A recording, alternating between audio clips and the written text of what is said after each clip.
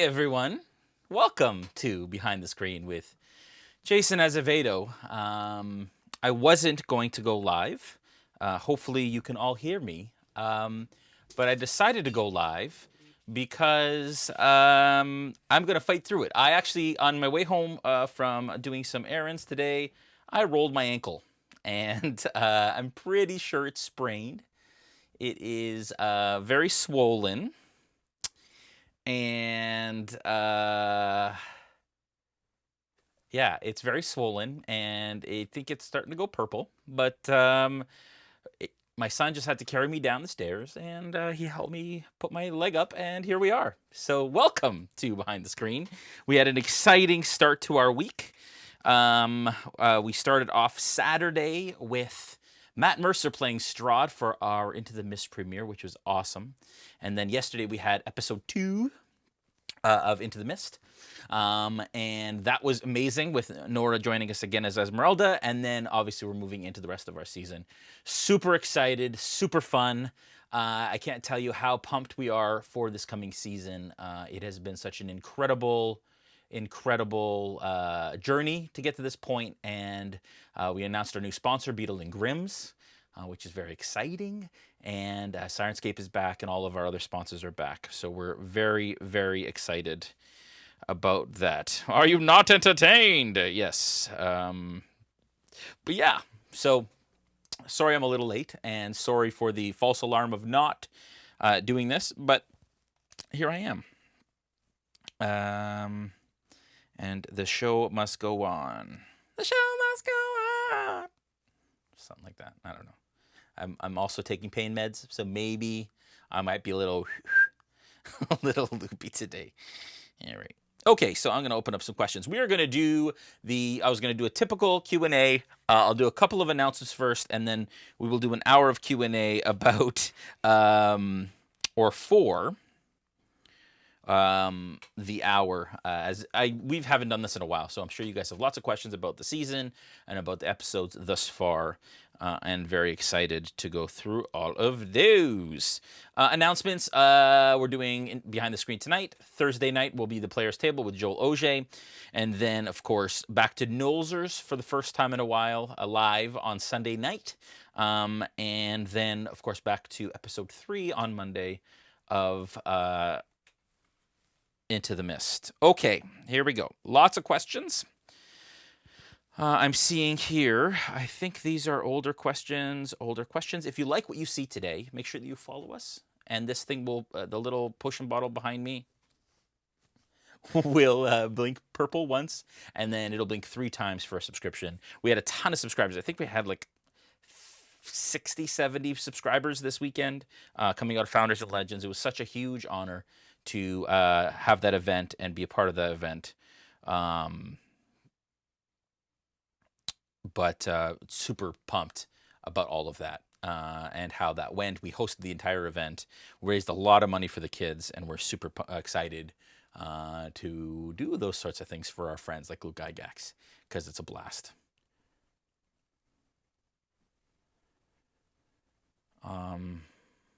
Haha. Okay, so I have a message from Shad that says, read first. But I will answer this question. So we're just going to go through questions. And I'm so excited, guys, to be back here with you all on Behind the Screen. Sprained ankle won't hold me back. Since the Discord players are all Vistani, and since Esmeralda is also Vistani, would she know the locations of the Discord camps? And if so, will she lead the players to any of the camps? So for those of you that are watching that don't know what I'm talking about, on our Discord for this season, everyone in our community, or the people in our community, the subscribers to our Twitch stream, are playing Vistani in the world of Barovia. And for those of you that weren't a part of that, or a part of Tides of Wildmount, basically in Tides of Wildmount, they all played Pirates in the Revelry, and what that means is we have roleplay channels on our Discord that our community goes to and talks about, and they roleplay within it with each other. They go on quests held by our mods and our producers and our advisors at that time. And so we wanted to make this one again woven with the narrative, and so they're all Vistani. And because they're all Vistani, and because Esmeralda's Vistani, hopefully maybe she knows some of those, and yes, that is possibly the case. I won't give that away, but that is a potential opportunity coming up in the near future for that. Very excited. Everyone is now, I think, has been placed in camps, and we're good to go. I just need my water. I don't know. I think it's in the other room. One sec. Yeah, so my son's standing by to give me a hand. It's so awesome. So if you subscribe to our Twitch channel, so on Twitch, if you subscribe with your Twitch Prime account or at Tier 1, thank you, Ethan, off camera. If you subscribe to our Twitch channel at Tier 1 or with Twitch, with Amazon Prime subscription, with your Twitch Prime, you will be a gatherer. So you're able to gather materials and help people craft stuff. And that's part of that. If you're a Tier 2, you're called the craftsman, which means that you can craft within your camp, and you can make stuff that you can sell or trade or barter or give to the players. And then if you're a Tier 3, you're getting your own Vardo, your own Vistani wagon, and you can craft 25% faster, which is a lot of fun. So I hope you guys are enjoying yourselves in all of that. Also, again, huge thank you to Tam Good for sending us this wonderful box of gifts. It's over there. I am not in a position right now to move, but it was incredible that she sent us all the painting she's been doing that you guys saw in the Discord, and man, it's just so super sweet and thankful for that. Okay. Tuesday behind the screen yawns. All right. Where would you like to see RealmSmith in 5 years' time? Good question from Gary Diamonds.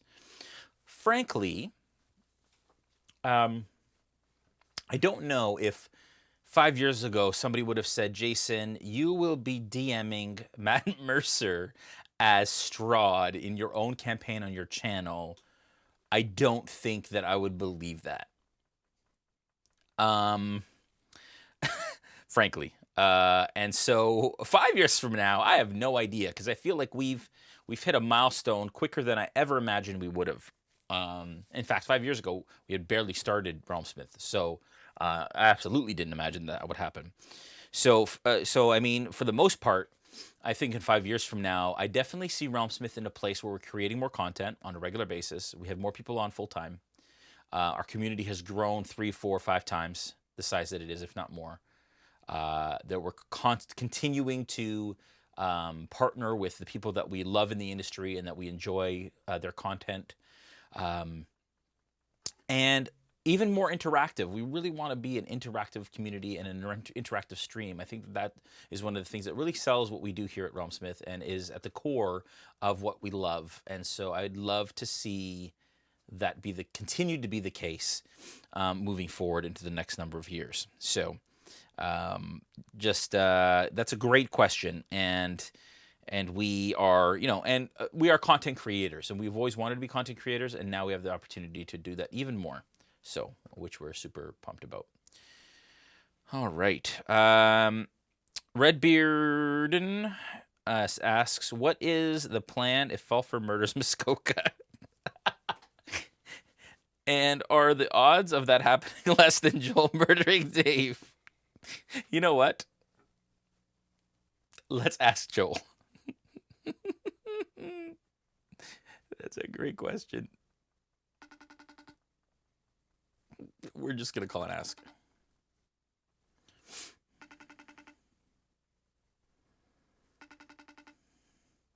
He may not answer.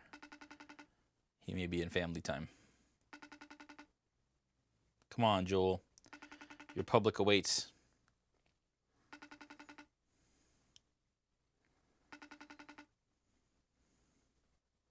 Think he's going to answer? Nope. Okay, I'm going to text him and tell him. Oh, here he is. Hello, Joel. Well, who is this? This is your DM speaking. Oh. You are on camera. Okay. And people can see you, even though you're really washed out. There you go. So I have a question for you that was asked by your public. Okay. And the question is, this is a good one. Ready for it? Okay. This is a good one. As soon as I find it. Here it is. What is the plan if Falfer murders Muskoka? And are the odds of that happening less than Joel murdering Dave? Good question. Right? The odds of me murdering Muskoka are proportional to the odds of Dave murdering me if I murder Muskoka. Right. You know what I mean? Sure. So, like, as much as I want to kill Muskoka, Dave will want to kill me if I kill Muskoka. Right. Uh-huh. That makes sense. Yeah, so I'm still gonna kill Muskoka. And are they greater than your odds of killing Dave if he continues to kind of push your buttons? Oh man, I'm definitely gonna have to take it up with Dave. Is there anything more you'd say on that matter? And actually, that's a really good point here on Behind the Screen, and that is when you have characters who kind of are at odds at the table. How do you manage that? And what are your thoughts on that? As I put you on the spot. No, I think it's a valid question. I think it's more valid for Dave than for me. No, just kidding. I think that it's always. Well, first of all, his character is new, and I'm trying to. We've had this discussion already. We spoke about it a little earlier today. Yeah. I'm trying to allow for Dave to build an audience of supporters around Muskoka. Yeah. Prior to me resenting him for being an idiot at the table.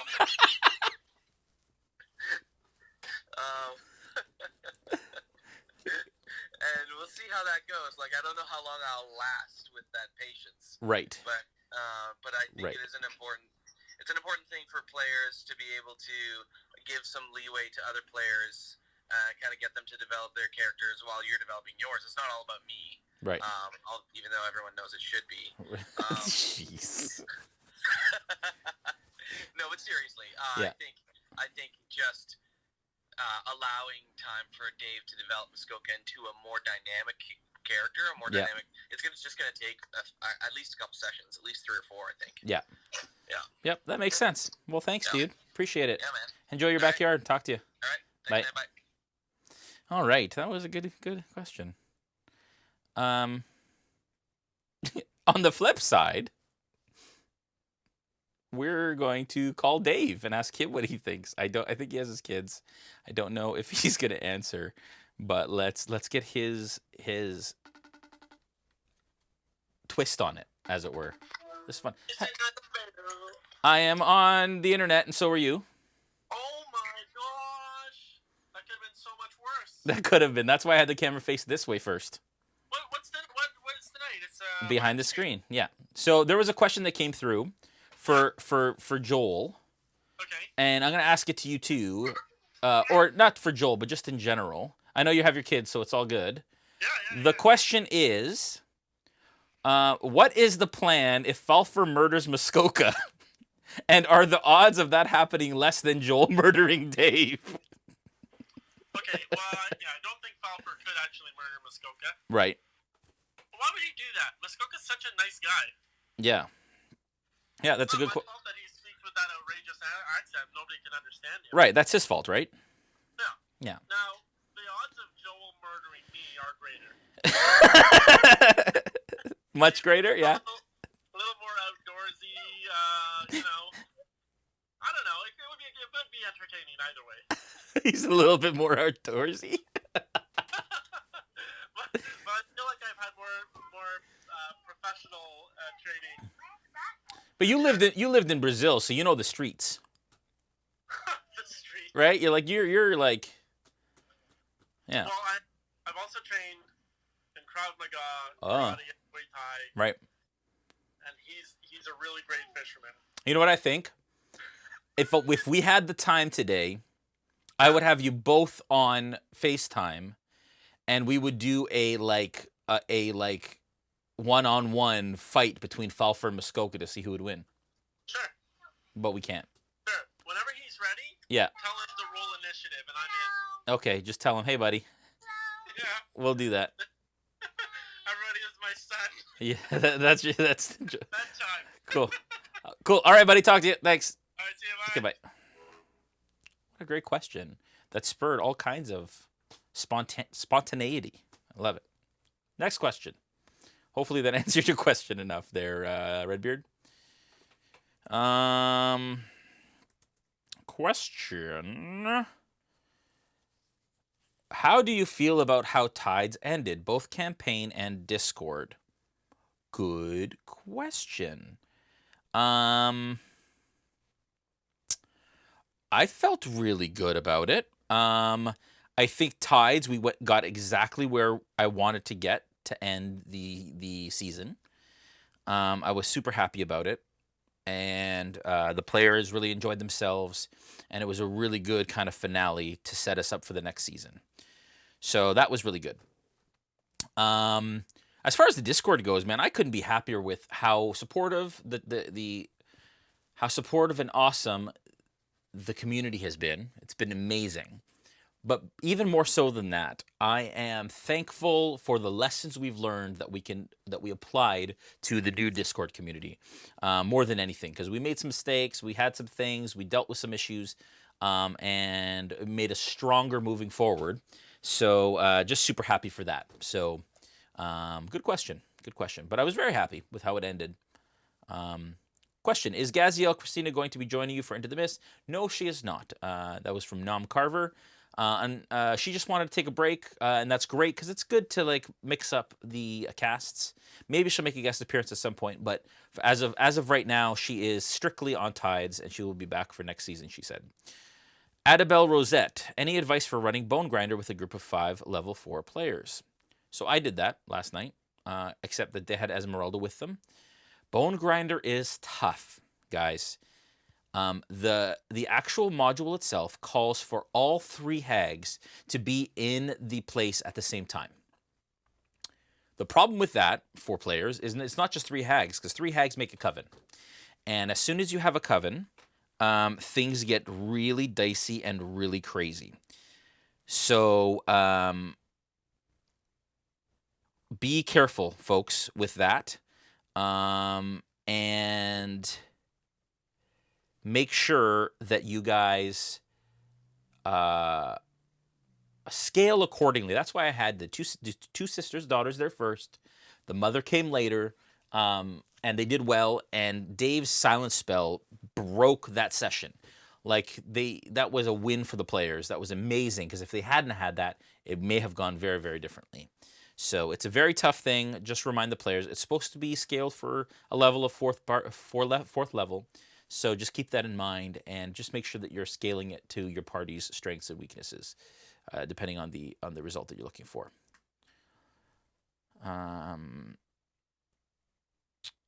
Tam Good said, "Aw, you are so welcome." Well, I'm honestly so touched. Adabelle Rosette, why did you decide not to use the Demon Ichor and the Dretch? Good question. I didn't think they needed any more. So what they're asking about is spoiler for Curse of Strahd moving forward. Obviously, it's burnt up and spilt, so we won't see it anymore. But the bucket of Demon Ichor, they could tap the side of it, and it would spawn Dretch, which are little demons. And I decided that it was enough of a challenge at that point. I didn't want to complicate it even more. Muskoka went down already, and I just decided in the moment that I didn't. Oh, the other thing, sorry, they probably would have too if they could get over that, but they got blocked in on the stairs and in that corner by everybody, and couldn't really get over to that corner. So that was another reason too.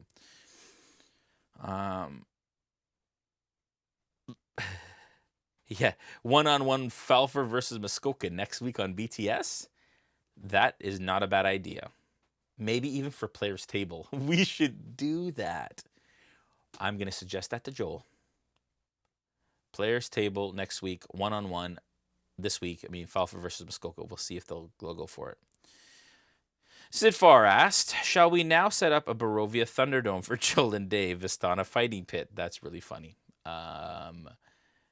We should do more of that kind of fun stuff, like just player versus player, kind of fun PvP little options.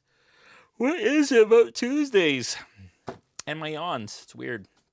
Adabel Rosette asks, did you adjust the HP for the Night Hags?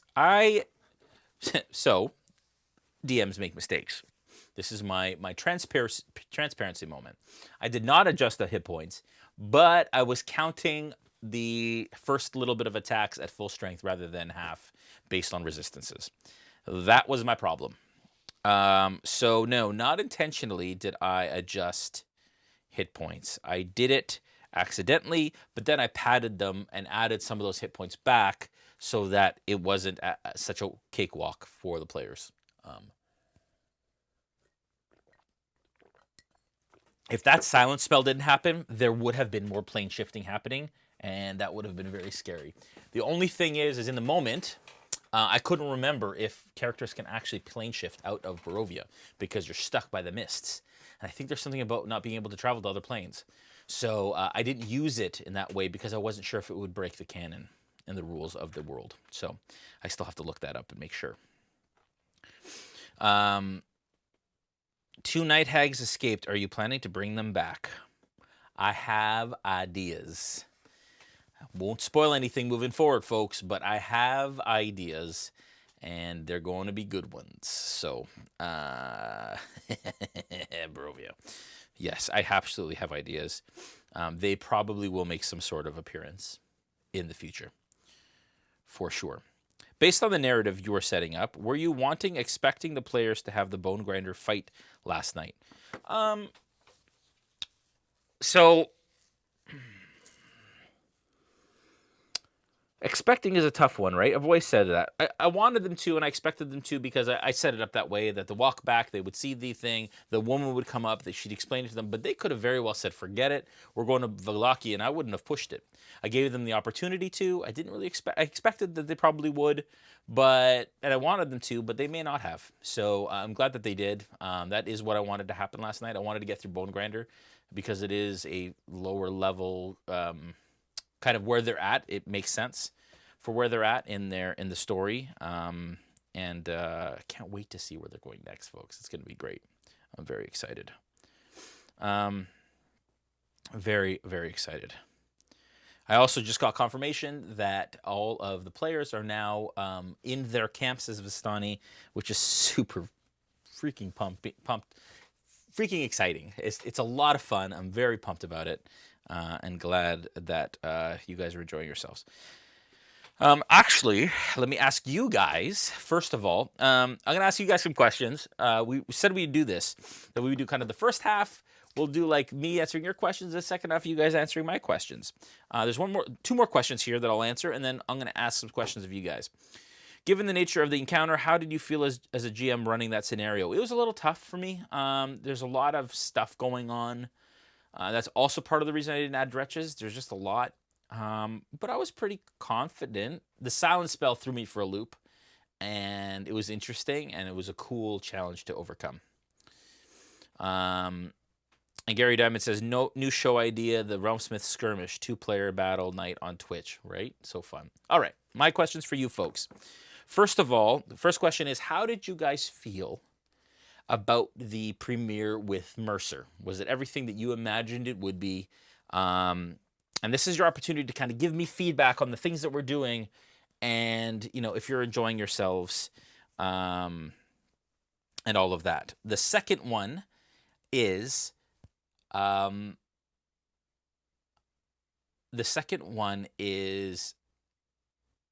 are you enjoying the Vistani Discord so far? Have you crafted any cool items? And are you enjoying the whole Vistani world as next to the revelry of last season? So those are my questions right now. And I'll answer one more question that came in, which was, did you choose which cards to use for the fortune reading? I did not. I pulled them, as it were, but I'm not against deciding which ones go, folks, because frankly, it's important to kind of know, some might work better for your party, and it's all about the end story. So the illusion of doing a fortune telling is cool too, as long as the players feel like it was a fortune that was told and not sort of decided upon. So I'm seeing a bunch of answers here. You guys don't worry about mods. Don't worry about having to post all of these. I'll just look through here. Yes, except we wanted more. I know he was so good. Mercer was amazing. I liked Matt Estrad. Loved. Mercer was great. We are and Jazzfall says we are still gathering, not able to craft just yet. Okay, good to know. I'm excited to hear how that goes when it starts. It was so great. Tam Good says the entire episode was so great. Nora had a heck of a couple episodes. She's top notch. Agreed. She's amazing. Great role player, and really knows her stuff. Mercer was fantastic. Roman Wolf says it's good to see him role play as a player rather than DM all the time. It is, right? Isn't it cool? Adabel Rosette, Mad made the best Strahd. True. The premiere was amazing, and Mercer was amazing. Perfect mix with the RS crew. And it's funny because David said that today when we're creating some clips that we're pulling from it for socials. And David made the point. David Morin, who plays Muskoka, said it felt like he was part of the crew. And I'll say it again. Mel's comment about can I see your organ or can I touch your organ? Hilarious. And if there's anybody at the table that would have pushed something like that or said something like that to someone like Matt Mercer, it would have been Melanie. And Matt just took it in stride, loved it, played against it, wasn't offended at all. I mean, it's tame compared to what most Critical Role is about. But oh man, what a moment! What a great moment! So funny. I really liked seeing Matt. Maybe he can make more mini debuts, little evil tidbits. That's from Fit Kimmy. Mr. Carrot 1, yes, the premiere was amazing, and we are still getting settled in the camps, enjoying getting them set up good. Sirius Sloan says, I have love watching you guys play as is, but I keep wondering how it would be different if you played these big NPCs. Interesting. Very, very interesting. I did play Strahd in our finale, second part of the finale. And I will be playing other big baddies. But I like bringing people in. I don't mind opening up my table to other like incredibly talented folks like I have been. We gathered ore today, still getting the feel and story, Tam Good says. Awesome. S. Good Kai asked, Matt is fantastic as Strahd. I loved how you let Nora, Dave, and he have their role play before you brought the rest of the team in. And so as a DM and having a stream, realizing Matt had to go because he had something else pressing, and he was giving us, he was gracious enough to give us the time he did. I wanted to get him on stream as much as possible for as long as possible. So that was the way that I figured out how to maximize on his time, was to have him right from the beginning with Nora, bring in Muskoka, introduce them, because I didn't know how I would introduce Muskoka without delaying the party too much in roleplay. So I brought Muskoka in that way, and then I brought the party to meet them, and then we had the meeting, and it worked out.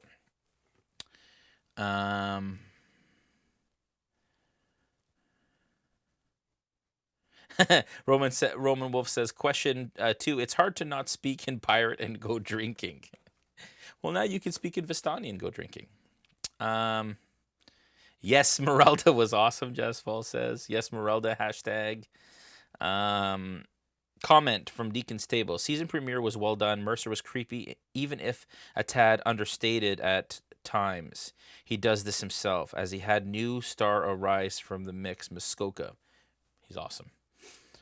Best add players to the game world. He took it in his stride. Very tame RP. You guys are saying that's funny. Answer number 2 from Quillith. Still getting my land, legs, and learn the RP goals for Vistani. Love it. The camp is new experience to me, and it's fun stuff figuring out Avre, which is the D&D Beyond rolling system that we use in our Discord. Are you in a camp? Avre is so salty. Mel is a wild card. That is so true. She's so her, and it's true. I I mean, Mel, you just never know. She's got to go pee. She's got to drink. She asks Matt Mercer to. She asks Matt Mercer to touch his organ. Man alive. I really enjoyed David's fanboy reaction to his one-on-one with Strahd Mercer. That was from Dish Pickle. And Annabelle Rosette said, I really loved when Strahd slit Dave's wrist and drank his blood. That was another one of the awesome, hilarious moments was when he was like, oh, okay. And he like covered it up. And then Strahd later somebody talked about drinking it. And he says, oh, you're going to drink it? And then Matt's response was so good. Oh, so funny. So good, guys. Having such a fun time. You know, and it's always interesting. Some takeaways from last night's session. Some quick takeaways for me as a DM for last session and for this season so far. The Bone Grinder reveal didn't drop as hard as I hoped it would. And because we'd been building it, they'd eaten pies a while ago, and it was building, and it kind of fell flat for me, I felt. And I don't know if you guys felt the same way, but it didn't quite have the oomph that it was supposed to, I think. I don't know why that was, but that's okay. Sometimes that just happens. Thank you for the sub. And Coward Duck, welcome to the Vistani. So that was part of it. That was one thing. I was like, oh, okay, that didn't quite hit. But I think the players around the table kind of got the idea. If it had happened right after they ate the pies, that would have been different. But, you know, we had to wait until they were of level high enough to deal with Bone Grinders. So we couldn't have done it any sooner. That was one thing. The other thing, too, is managing and balancing the comedy versus Barovia. The comedy's great, but if you have too much comedy, even around the table from players, it takes away from the heaviness of the subject matter of Curse of Strahd. But if there's not enough comedy, it's way too dark and way too daunting and becomes really kind of like discouraging. So we're trying to find a way as a cast and as a DM to balance that narrative across the table. We had a lot of talks about taking initiative and moving forward with the story. I don't want it to ever feel like I'm leading the players along places. I want them to be pushing and driving the story. This is every DM's wish and hope and bane of their existence is players who have initiative and want to do things. And so I'm trying to also introduce some of that and find ways to kind of hook the players enough that they have an interest in what's going on so that they can push the narrative ahead as well. Which is good. So yeah, there's always things that you learn post seasons. That's kind of my takeaways. Matt as Mercer was awesome. Matt as Strahd was amazing. Loved it. He knocked it out of the park. Of course he would. And he was just so gracious. We had a call ahead of time, and I sent him notes, and he studied, and it was great. It was great. Him and Esmeralda, him and Nora have a great chemistry. I knew that would be a home run. But it's going to be interesting to see where they go next. They talked about going to Kresk, to the Abbey of St. Markovia. They talked about going to St. Andrew's Church right there in Vallaki. So we're going to see. It's going to be interesting. They talked about Octavio again, so it's going to be interesting to see where they go. Gary Diamond says, I love how Brandon is playing Sterling this season. Me too. I love when characters evolve. Last season, Bacalhau evolved from kind of this innocent, sort of didn't quite understand what was going on kind of character to someone who was a bit tortured and questioning existence and slavery and all that kind of stuff. And about who the master is and all this kind of really interesting deep role play. And I just love progression. I love story progression. I love character progression. And so I'm also kind of, even with Dimitri was always very exciting and, oh, that's not good. And just very kind of aloof a little bit, and now is catching the brevity and the depth of Barovia, and it's affecting him. It's affecting Falfer, and he is, his character brings a lot of levity to the group, but last session he felt how deep that was. Sterling is tortured by what's going on in Barovia. So it's pretty interesting to see how this is all going to kind of develop. Let me just see if there's any more.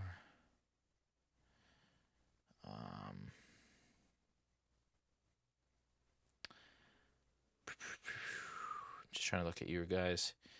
Oh, thank you, Adabel. Adabel says, you do such a good job. Thank you. Jason, I hope this crew makes a group name. Oh, yeah, I guess they probably should at some point. I'd never like to force a group name. I always like to kind of let it happen in-game, naturally.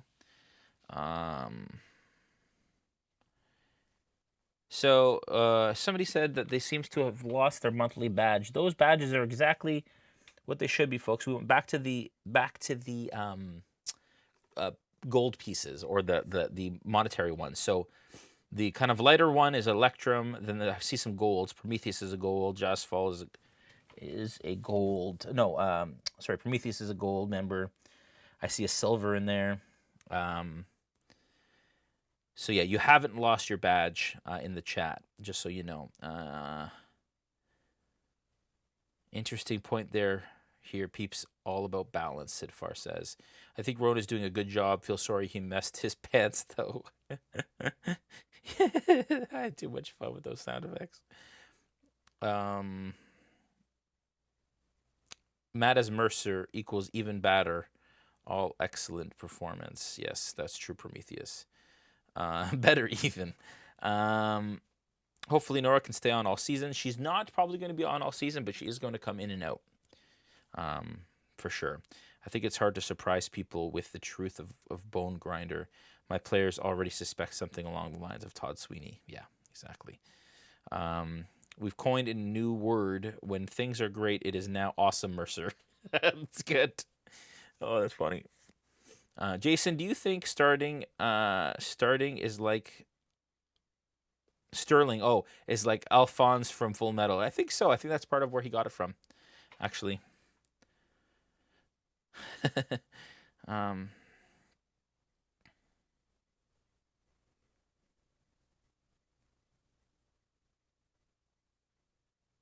Comment from Shadster. There was a lot of speak on YouTube about a group name. Brandon and David were having a lot of fun with it, and there were some great names that people came up with. Cool, good. I'd love to hear them. Actually, with 9 minutes left, I'd love to hear what some of those group names are. If you guys want to sound off in the chat from the YouTube premiere today, or if you guys have any thoughts or ideas about what this group should be called, that would be a lot of fun. I have to just adjust here. Ooh. I will say that my ankle, you can't really see it anymore. It's a little swollen. You can't see my actual ankle. It's just a, which is going to be fun.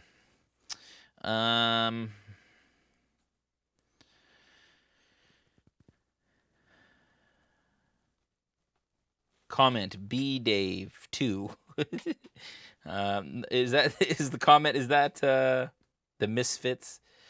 Misfits. B Dave, yeah, I've asked B Dave to come back. We just got to figure out he's a very busy dude, so I do have a role for him. I'd like him to play the Six Amigos.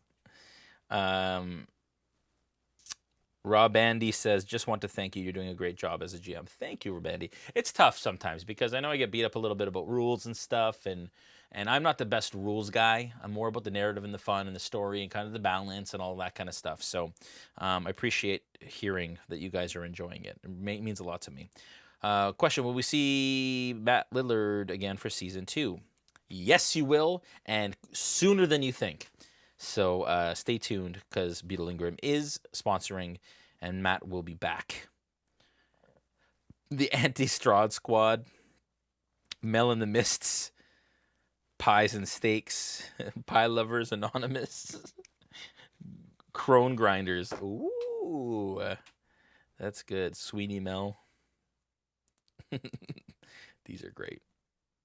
Awesome. Well, like I said, it's great to be back, folks, for this season. It's great to be back at the table after a much needed kind of time off to refocus and write and prep and all of that stuff.